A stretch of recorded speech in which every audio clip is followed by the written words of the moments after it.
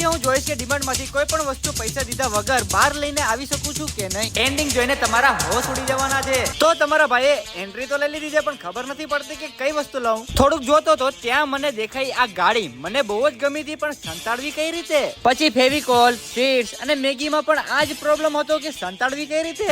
ત્યાં મને દેખાઈ ચોકલેટ. નાની હતી એટલે સંતાડવામાં પણ ઈઝી હતી. હવે પ્રોબ્લેમ એ હતી કે ચોકલેટ ને સંતાડવું કઈ જગ્યાએ. અહીંયા તો ફૂલ ભીડ હતી અને કેમેરા પણ બહુ જ હતા. જેમ તેમ કરીને 2 ડેરી મિલ્ક અને 3 5 સ્ટાર સંતાડી પણ હજુ 2 5 સ્ટાર બાકી હતી. તો વિચાર્યું કે ચેન્જિંગ રૂમ માં જઈને સંતાડી દઉં. બધી ચોકલેટ સંતાડી દીધી હતી. હવે મેન મિશન બાકી હતું કે સિક્યુરિટી ગાર્ડ થી બચીને સહી સલામત બહાર નીકળવાનું. અને ફેસ પર સ્ટ્રેસ રાખ્યા વગર જ બહાર પણ નીકળી ગયો.